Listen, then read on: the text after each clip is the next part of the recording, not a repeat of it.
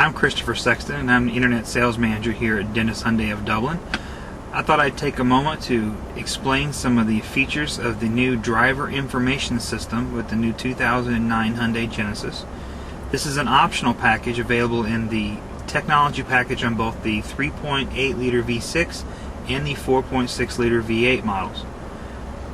This system integrates not only the navigation, but the radio and driver information systems. The system will display every aspect of the functionality of the vehicle. It's a somewhat complex system and takes a little bit of learning, and I know owner's manuals aren't always the most user-friendly, so we thought we'd take a moment and take you through some of the basic features. As with all navigation systems in America, this is the required caution warning. You will see this message every time you turn the car on and try to access the map. It's basically telling you that the driver should not operate the navigation system while driving. It puts the occupants and other drivers at risk. You have to press enter on the information control panel to bypass that. Here we have the map interface. Here you can see a lot of useful information. First of all, in the lower left hand corner you will see the system displays outside temperature. The screen will also show you the radio stations. You can browse through presets and choose stereo stations and satellite stations as well as CDs without ever leaving the map. It will fully integrate them on the screen.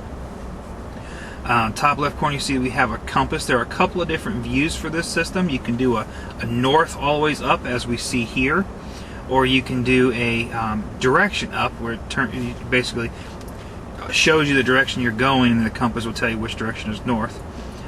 This system is fully integrated with the XM Satellite's XM Nav Traffic. Basically when you're going through highly dense areas such as Columbus or New York or Los Angeles, the freeway traffic information will actually display on the screen. As you can see right now, in the lower right hand corner of the screen, that above the 161 sign, that yellow cone means there's some construction in that area. You might want to bypass it.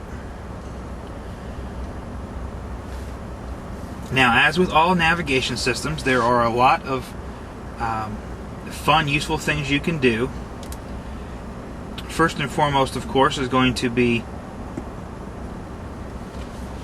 finding a place to go, whether it be you're traveling, you're not sure where you're going, or you're trying to go someplace you've never been before.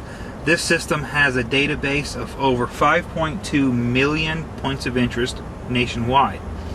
And you can update that system once a year through the dealership. There is a fee for that. We're not sure what the fee is going to be just yet. It's a new system for us. We haven't had that done just yet, but that is a service you can have done at the dealership. The most common use of the navigation is, as stated before, how to find a location. Now what I'm going to do is I'm going to press the navigation menu button on my keypad. This is going to give me a series of options. Now, using the joystick, I can choose a destination, I can change an existing route, I can edit my address book, or I can come into my navigation settings and turn on. This is where you're going to set the navigation, the guidance volume. You can set your map display, whether to show avoid areas, show traffic on map, as well as change the display mode to night, auto, or day. Time to destination, you can also tell it to preference using ferries or avoid ferries. If there's a particular area that you know is going to be under high construction for a very long period of time, you can come into the avoid area and add a new avoid area, and the system will automatically, when calculating your routes, take you around that information. You can also come to the navigation information. This will give you your exact global positioning information. It'll tell you the your relative speed. Obviously, we're sitting parked. Your position in both longitude and latitude, as well as your general altitude.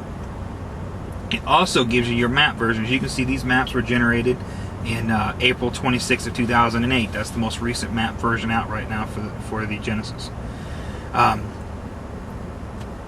And the back button will take us back, and then the factory reset does exactly that. It resets all of the features back to the factory settings.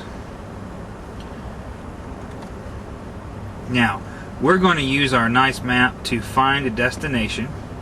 I don't know the address, so we're going to do a point of interest search. And we're going to search by, we can search by the name. Let's say we were looking for Taco Bell, we could search by name. If you weren't sure what fast food places were around, you can search by category. Or if you know the phone number, let's say you're trying to go to a person's house and you know their number. If it's a listed number, the odds are it's in this database. It's a very detailed database. Category near here. Restaurants.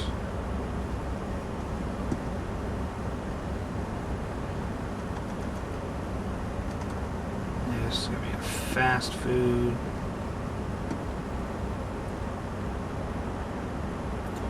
And now I can select the nearest Taco Bell is right there.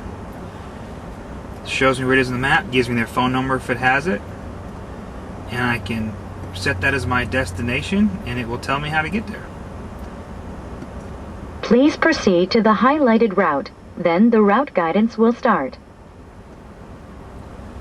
Alright. Now from here we can go back into the navigation. We can do again a points of interest search, category. We can, let's say we're on our way to Taco Bell, but we need to hit an ATM, so we can go along the route. And this is going to be a financial services, and I want an ATM.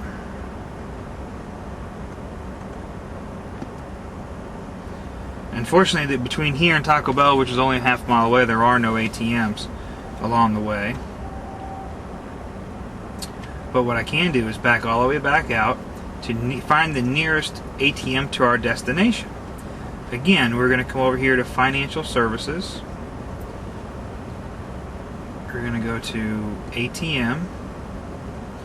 And this is going to show me all the ATMs closest to that Taco Bell. There's a key bank right there. We're going to hit that one. And we're going to set that as a waypoint, because I still want to go to Taco Bell, but I got to go to key bank first.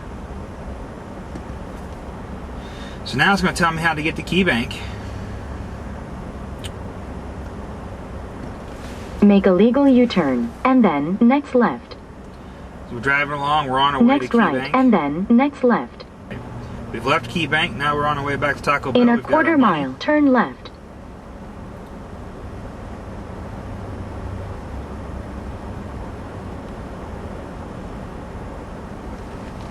Next left.